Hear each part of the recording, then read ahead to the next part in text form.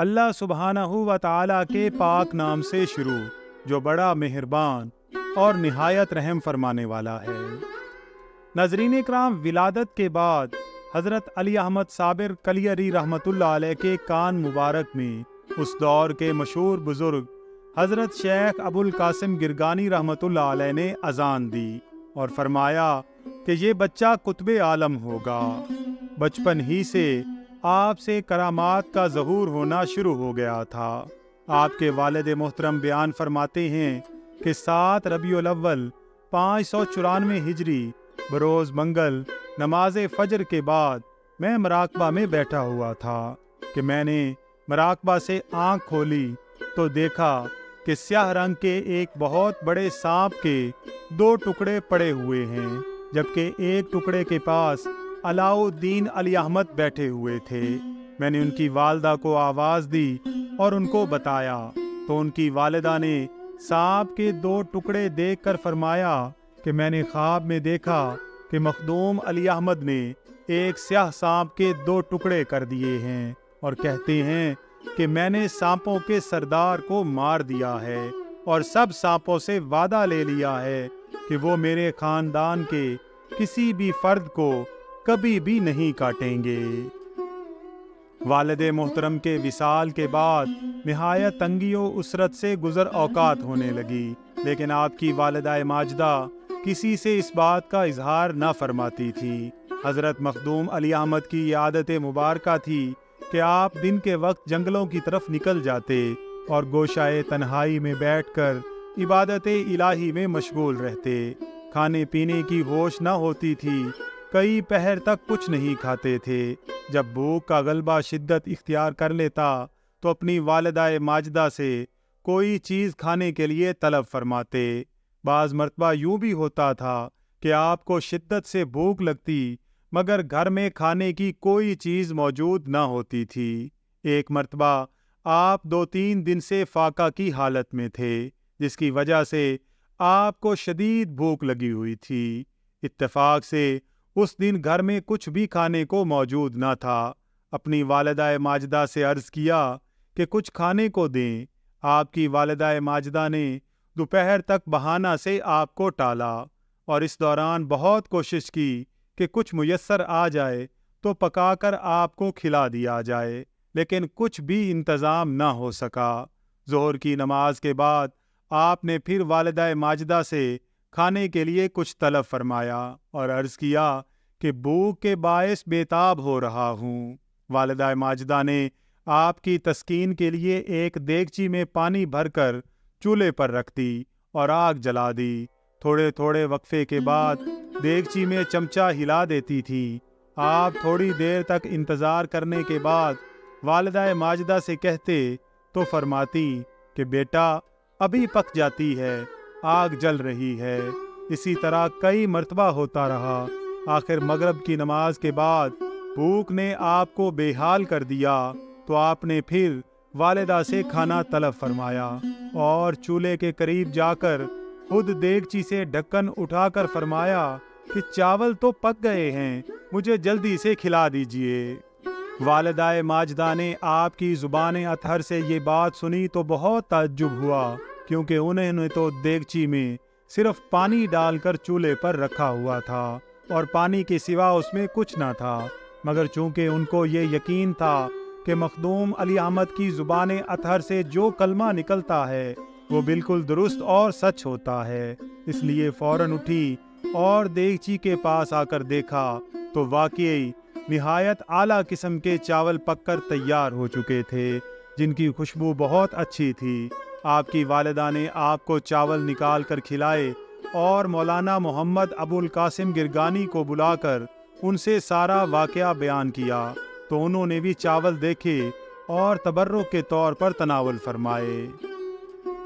حضرت بابا فرید الدین گنج شکر رحمۃ اللہ علیہ کے چچا زاد بھائی حضرت شیخ فضل الرحمن رحمۃ اللہ علیہ فرماتے ہیں کہ یہ 11 ذی القعدہ 603 ہجری بروز جمعہ کا واقعہ ہے، جبکہ حضرت مخدوم احمد صابر رحمۃ اللہ علیہ کی والدہ ماجدہ کو ہرات افغانستان کی طرف تشریف لے گئے ہوئے 15 دن گزر چکے تھے۔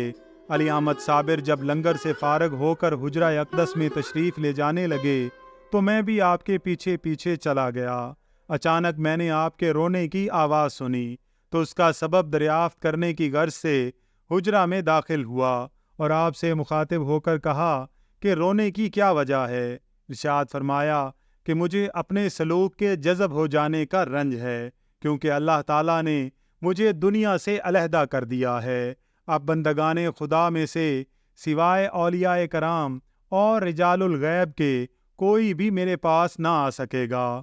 گو مرتبہ سلوک جذب سے کم نہ ہوگا، لیکن جذب کی کیفیت کا غلبہ ابھی سے شروع ہو گیا ہے۔ اللہ خیر کرے، معلوم نہیں کیا ہوگا۔ یہ سن کر میں خاموشی کے ساتھ حجرہ مبارک سے باہر آ گیا اور مخدوم علی احمد نے حجرہ مبارک اندر سے بند کر لیا۔ روایات میں آتا ہے کہ علی احمد صابر کی والدہ ماجدہ جب ہرات سے تشریف لائیں تو بابا فرید الدین گنج شکر رحمۃ اللہ علیہ سے کہا کہ میں اپنے بیٹے علاؤ الدین علی احمد کی شادی آپ کی صاحبزادی سے کرنا چاہتی ہوں۔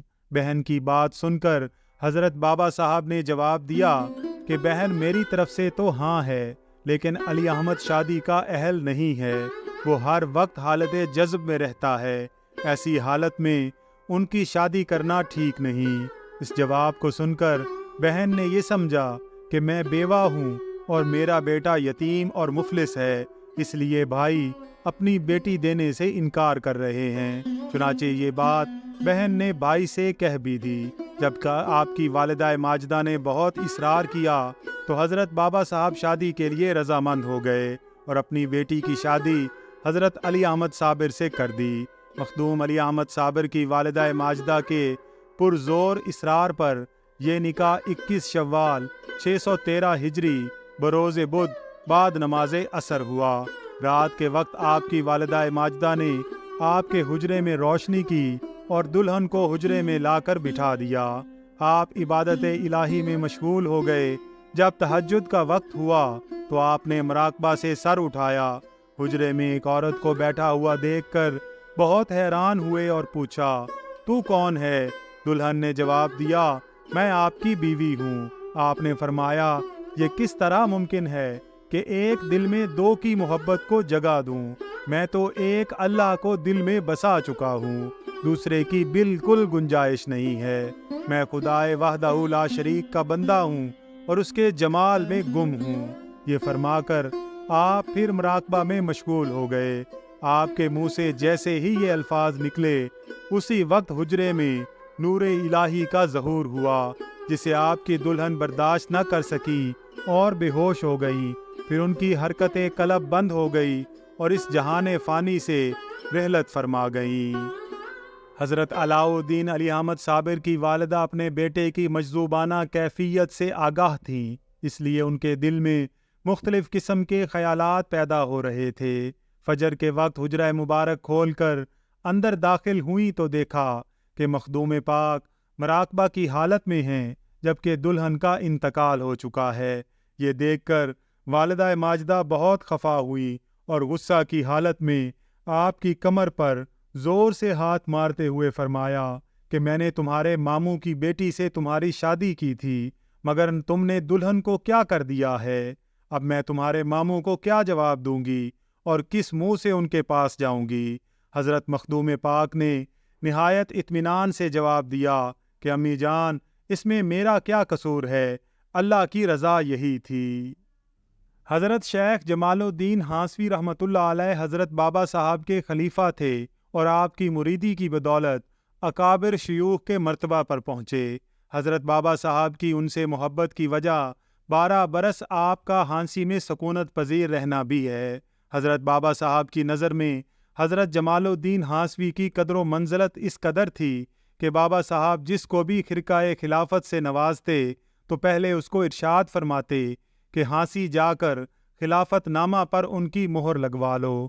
ان کی مہر کے بغیر کوئی بھی خلافت نامہ مکمل نہ ہوتا تھا۔ چنانچہ حضرت مخدوم پاک اسی حکم کے مطابق پاک پتن شریف سے ہانسی کی طرف روانہ ہوئے۔ جب اپنی سواری پر سوار ہو کر ہانسی پہنچے تو سواری پر بیٹھے بیٹھے ہی خانقاہ اقدس میں داخل ہوئے۔ شیخ جمال الدین ہانسوی نے آپ کا استقبال کیا۔ دونوں بزرگوں نے نماز مغرب اکٹھے ادا کی۔ نماز مغرب کی ادائیگی کے بعد حضرت مخدوم پاک نے مرشد کریم کی طرف سے دیا گیا خلافت اور قطبیت نامہ ان کو دکھایا۔ اتفاق سے اس دن خانقاہ اقدس میں روشنی کا کوئی انتظام نہ تھا۔ سورج غروب ہو چکا تھا اور مطلع ابر آلود تھا۔ رات کی تاریکی پھیلنے کی وجہ سے حضرت شیخ جمال الدین نے فرمایا کہ رات کا وقت ہے، روشنی کا بھی کوئی انتظام نہیں، اس لیے اب آپ آرام فرمائیں، صبح کو دن کی روشنی میں مہر ثبت کر دی جائے گی۔ حضرت مخدوم پاک نے یہ بات سن کر فرمایا کہ کیا روشنی نہ ہونے کی وجہ سے یہ کام صبح تک کے لیے ملتوی کیا ہے یا کوئی اور بات ہے؟ حضرت شیخ جمال الدین نے فرمایا کہ اور تو کوئی بات نہیں، صرف روشنی نہ ہونے کی وجہ سے کیا ہے کہ صبح کو مہر اور دستخط کر دیے جائیں گے۔ حضرت مخدوم پاک نے اسی وقت مہر لگانے اور دستخط کرنے پر اصرار کیا۔ چنانچہ چراغ جلایا گیا، مگر اس وقت ہوا بڑے زور کی چل رہی تھی، اس لیے ایک ہی جھونکے سے چراغ بجھ گیا۔ یہ دیکھ کر حضرت مخدوم پاک نے اپنے دائیں ہاتھ کی انگشت شہادت پر اسم اعظم پڑھ کر دم فرمایا تو انگشت مبارک شمع کی مانند روشن ہو گئی۔ شیخ جمال الدین ہانسوی نے آپ کے جلال کو ملاحظہ فرمایا تو خیال کیا کہ جب ان کے جلال کا یہ حال ہے تو یہ دہلی کی قطبیت کیا کریں گے؟ 2-4 دن میں ہی دہلی کو جلا کر خاکستر کر دیں گے اور دہلی بلا وجہ تباہ و برباد ہو جائے گی۔ حضرت مخدوم پاک سے فرمایا کہ آپ کے مزاج مبارک میں بہت جلال ہے اور دہلی والے آپ کے غصہ اور جلال کی تاب نہ لا سکیں گے اور آپ معمولی سی بات پر ہی دہلی کو جلا کر خاکستر کر دیں گے، لہٰذا میں مناسب نہیں سمجھتا کہ آپ کو دہلی کی قطبیت پر فائز کیا جائے۔ یہ فرماتے ہی انہوں نے آپ کی سند قطبیت کو چاک کر دیا۔ اپنی سند قطبیت کو چاک ہوتے دیکھ کر حضرت مخدوم پاک ایک دم جلال میں آ گئے اور فرمایا کہ آپ نے میری سند چاک کی ہے، میں نے آپ کا سلسلہ چاک کر دیا۔ جس وقت یہ گفتگو ہو رہی تھی اس وقت حضرت بابا فرید الدین گنج شکر رحمۃ اللہ علیہ پاک پتن شریف میں نماز کے لیے وضو کر رہے تھے۔ وضو کے بعد فرمایا کہ اللہ خیر کرے، آج دین کے 2 پہلوانوں میں کشتی ہو رہی ہے۔ روایات میں آتا ہے کہ حضرت علاء الدین علی احمد صابر کلیری رحمۃ اللہ علیہ کلیر کی تباہی کے بعد نہایت یکسوئی اور محویت کے ساتھ عبادت الہی میں مشغول ہو گئے۔ حقیقت گلزار صابری کے مصنف تحریر فرماتے ہیں کہ کچھ مدت کے بعد افغانستان کے شہر کابل سے 21 علماء و فضلاء حضرت بابا فرید الدین گنج شکر رحمۃ اللہ علیہ کی خدمت اقدس میں حاضر ہوئے اور بیعت کرنے کی استدعا کی۔ حضرت بابا صاحب نے ان سب سے فرمایا کہ تمہارے لیے اس فقیر کے پاس کچھ نہیں ہے، تم حضرت مخدوم علاء الدین علی احمد صابر کے پاس کلیر شریف چلے جاؤ، تم میں سے جس کا حصہ ہوگا وہ عطا کریں گے۔ حضرت بابا صاحب کے حکم کے مطابق یہ سب علماء کرام کلیر شریف پہنچے اور وہاں پر چند دن قیام کیا، لیکن ان کا مقصد پورا نہ ہوا، کیونکہ حضرت علی احمد صابر کی طبیعت میں بے حد جلال پیدا ہو گیا تھا اور اسی جلال کی وجہ سے کوئی آپ کے قریب نہیں آتا تھا۔ اس لیے حضرت شمس الدین ترک پانی پتی رحمۃ اللہ علیہ کے سوا باقی تمام علماء کرام یکے بعد دیگرے واپس کابل چلے گئے۔ پروردگار عالم نے حضرت شمس الدین پر اپنا خصوصی فضل و کرم نازل فرمایا اور ان کو استقامت کی دولت نصیب فرمائی۔ وہ حضرت مخدوم پاک کی خدمت میں ٹھہرے اور پھر جب حضرت مخدوم پاک جذب و سکر کی حالت سے نکل کر حالت صحو میں آئے تو ارشاد فرمایا کہ اے شمس الدین، تو ہمارا فرزند ہے، تو میرا بیٹا ہے، ہم نے اللہ تعالیٰ سے استدعا کی ہے کہ ہمارا یہ سلسلہ تیرے ذریعہ سے تا قیامت جاری و ساری قائم و دائم رہے۔ اس کے بعد آپ نے حضرت شمس الدین ترک کو بیعت سے سرفراز فرمایا۔ کہا جاتا ہے کہ حضرت مخدوم علی احمد کی استغراقی کیفیت کے عالم میں حضرت خواجہ شمس الدین کے علاوہ اور کوئی مرید خاص آپ کی خدمت میں حاضر رہنے کی ہمت نہیں کرتا تھا۔ ایک مرتبہ آپ نے ان سے فرمایا کہ شمس الدین، آج سے تم 6 سال کے لیے حبس کبیر یعنی 6 برس تک خلوت گزیں اور چلہ کشی اختیار کرو۔ اس 6 برس کی طویل مدت کے لیے آپ نے جو اور چنے کی 2 روٹیاں اور پانی کا 1 لوٹا کھانے پینے کے لیے دیا، اور فرمایا کہ شمس الدین جب بھوک پیاس لگے تو ان سے دور کر لینا۔ جب حضرت خواجہ شمس الدین رحمۃ اللہ علیہ 6 برس کی چلہ کشی کے بعد حبس کبیر سے باہر آئے تو آدھی روٹی اور آدھا لوٹا پانی باقی تھا۔ حضرت مخدوم علی احمد صابر نے حضرت خواجہ شمس الدین سے فرمایا کہ شمس الدین، ہم نے تم کو ہفتے اقلیم کا بادشاہ کیا۔ کہا جاتا ہے کہ حضرت مخدوم علی احمد کی استغراقی کیفیت کے عالم میں حضرت خواجہ شمس الدین ترک کے علاوہ اور کوئی مرید آپ کی خدمت میں حاضر رہنے کی ہمت نہیں کرتا تھا۔ ایک مرتبہ آپ نے ان سے فرمایا کہ شمس الدین، آج سے تم 6 سال کے لیے حبس کبیر یعنی 6 برس تک خلوت گزیں اور چلہ کشی اختیار کرو۔ اس 6 برس کی طویل مدت کے لیے آپ نے جو اور چنے کی 2 روٹیاں اور پانی کا 1 لوٹا کھانے پینے کے لیے دیا، اور فرمایا کہ شمس الدین جب بھوک پیاس لگے تو ان سے دور کر لینا۔ جب حضرت خواجہ شمس الدین رحمۃ اللہ علیہ 6 برس کی چلہ کشی کے بعد حبس کبیر سے باہر آئے تو آدھی روٹی اور آدھا لوٹا پانی باقی تھا۔ حضرت مخدوم علی احمد نے حضرت خواجہ شمس الدین سے فرمایا کہ اے شمس الدین، ہم نے تم کو ہفتے اقلیم کا بادشاہ کیا۔ حضرت شمس الدین نے علی احمد صابر کے لیے ایک جھونپڑی تیار کر رکھی تھی، اور اس مقام پر لوگوں کی آمد و رفت کا سلسلہ بھی شروع ہو گیا تھا۔ کلیر شریف اور اس کے گرد و گرد کے علاقوں